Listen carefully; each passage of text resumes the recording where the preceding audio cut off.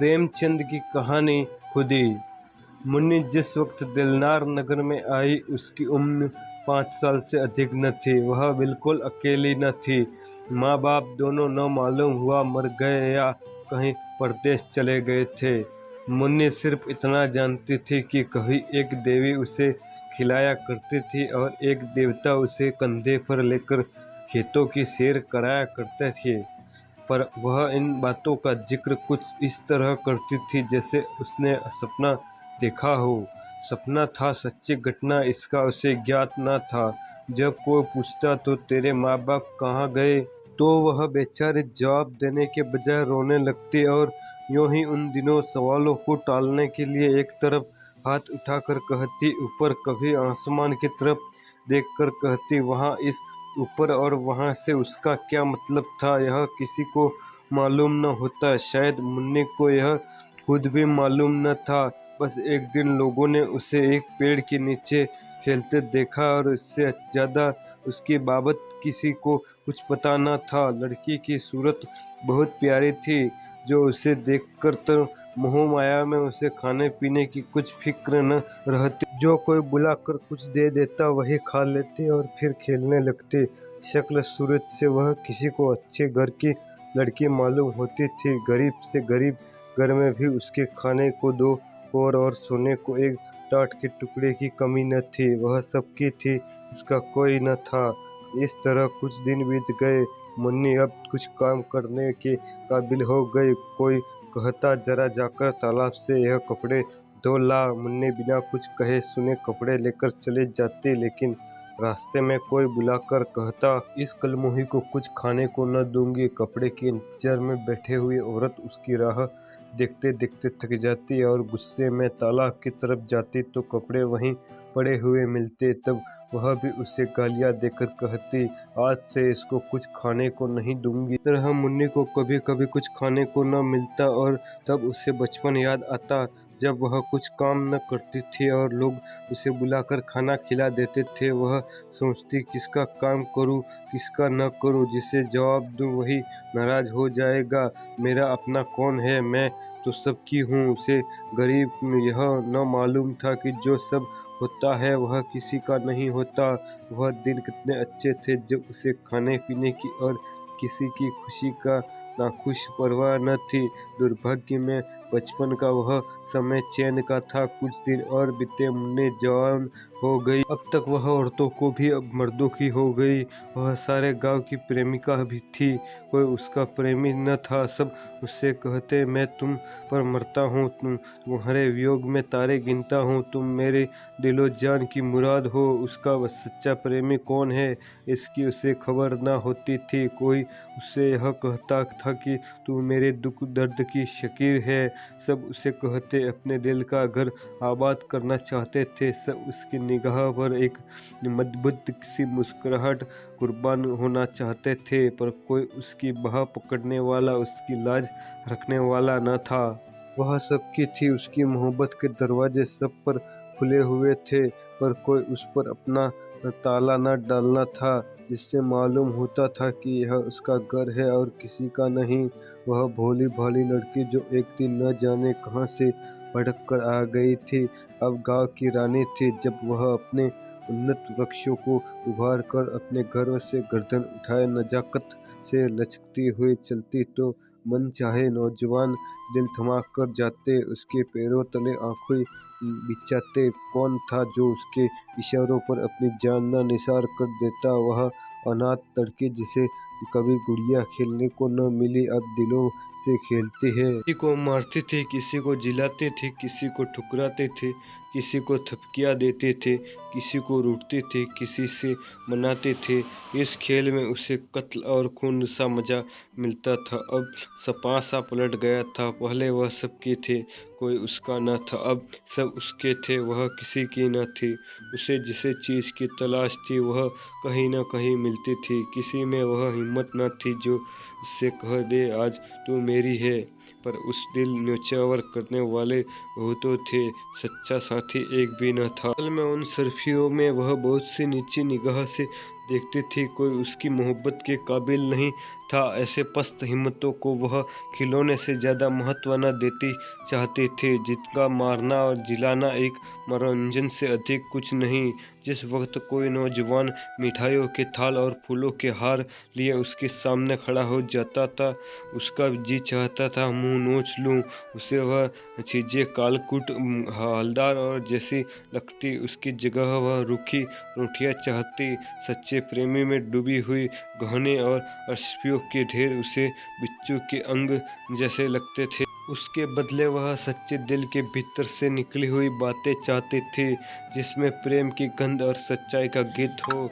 उसे रहने को महल मिलते थे, पहनने को रेशम, खाने को एक से एक व्यंजन, पर उसे इन चीज़ों की आकांक्षा न थी। उसे आकांक्षा थी फूस के झोपड़े, मोटे जोटे सूखे। उसे प्राणघातक सिद्धियों से प्राण पोषक निषेध कहीं ज़्यादा प्रिय थे। खुली हवा के मुकाबले में बंद पिंजरा कहीं ज़्यादा चाहते। एक दिन एक परदेसी गांव में आ निकला। बहुत सी कमजोर दिनहीन आदमी था। एक पेड़ के नीचे सत्तू खाकर लेटा।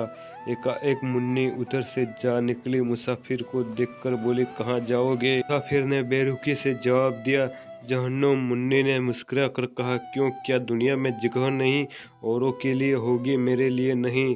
दिल पर कोई चोट लगी है? मुसाफिर ने जहरीली हंसी निकाल हंसकर कहा, बदनसीबों की तकदीर में और क्या है, रोना धोना और खूब मरना, यही उसकी जिंदगी का खुलासा है। पहली 2 मंजिल तो तय कर चुका, अब तीसरी मंजिल और बाकी है। कोई दिन वह पूरी हो जाएगी, ईश्वर ने चाहा तो बहुत जल्द। एक चोट खाए हुए दिल के शब्द थे। जरूर उसके पहलू में दिल है, वरना यह दर्द कहाँ से आता? मुन्नी बहुत दिनों से दिल की तलाश कर रही थी। बोली, कहीं और वफा की तलाश क्यों नहीं करते? मुसाफिर ने निराशा के भाव से उत्तर दिया, तेरी तकदीर में नहीं, वरना मेरा क्या बनाया घोंसला उजड़ जाता। दौलत मेरे पास नहीं, रूप रंग मेरे पास नहीं, फिर वफा की देवी मुझ पर क्यों मेहरबान होने लगी?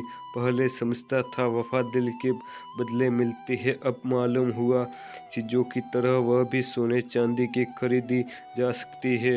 मुन्नी को मालूम हुआ मेरी नज़रों ने धोखा खाया था। मुसाफिर बहुत काला नहीं, सांवला है। उसका नाक नक्शा भी उसे आकर्षक जान पड़ा। बोली, नहीं, यह बात नहीं, तुम्हारा पहला ख्याल ठीक था। यह कहकर मुन्नी चली गई।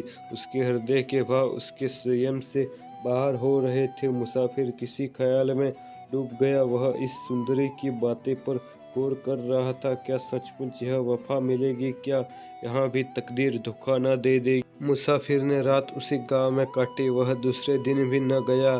तीसरे दिन उसने एक फूस का झोपड़ा खड़ा किया। मुन्नी ने पूछा, यह झोपड़ा किसके लिए बनाते हो? मुसाफिर ने कहा, जिससे वफा की उम्मीद है। चलो तो न जाओगे? झोपड़ा तो रहेगा, खाली घर में भूत रहते हैं, अपने प्यारे का भूत ही प्यार होता है। दूसरे दिन मुन्नी उस झोपड़े में रहने लगी। लोगों को देखकर ताज्जुब होता था, मुन्नी झोपड़े में रह सकती, वह उस भोले मुसाफिर को जरूर दगा देगी, यह आम ख्याल था। लेकिन मुन्नी फूली न समाती थी।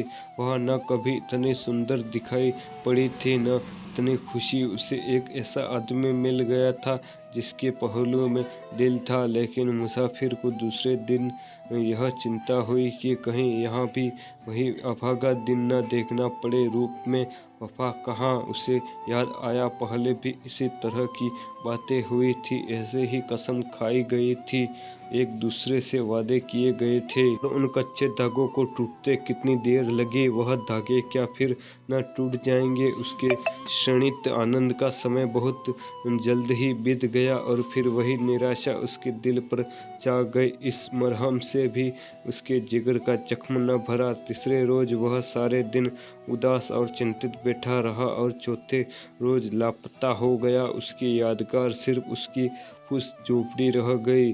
मुन्नी दिन भर उसकी राह देखती रही।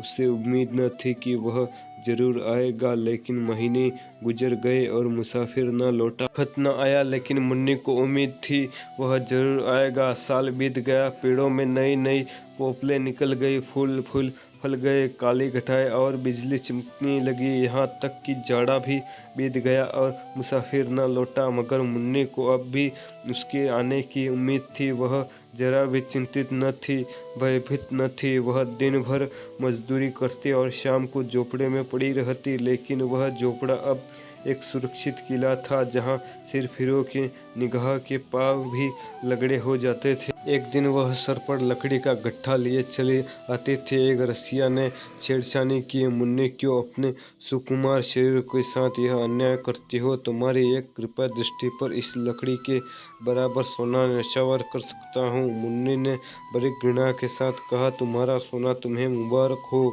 यहाँ अपनी मेहनत का भरोसा है, क्यों इतना इतराती हो? अब वह लौट कर न आएगा। मुन्नी ने अपने झोपड़े की तरफ इशारा करके कहा, वह गया है, जहाँ लौट कर आएगा मेरा होकर वह फिर वह कहाँ जा सकता है? वह तो मेरे दिल में बैठा हुआ है। इसी तरह एक दिन और प्रेमी जाल ने कहा, तुम्हारे लिए मेरा महल हाजिर है, इस टूटे फूटे झोपड़े में क्यों पड़ी हो? मुन्ने ने अभिमान से कहा, इस झोपड़े पर 1,00,000 महल न्यौछावर है। यहाँ मैंने वह चीज़ पाई है जो और कहीं न मिली थी और न मिल सकती है। यह झोपड़ा नहीं, मेरे प्यारे का दिल है। इस झोपड़े में मुन्नी ने 70 साल काटे। मरने के दिन तक उसे मुसाफिर के लौटने की उम्मीद थी। उसकी आखिरी निगाहें दरवाजे की तरफ लगी हुई थी। उसके खरीदारों की कुछ तो मर गए, कुछ जिंदा है, मगर जिस दिन वे एक की हो गई, उसी दिन से उसके चेहरे पर दीप्ति दिखाई पड़ी, जिसकी तरफ ताकते ही वासना की आंखें अंधी हो जाती। खुद ही जब जाग जाती तो दिल की कमजोरियां उसके पास आते डरती थी।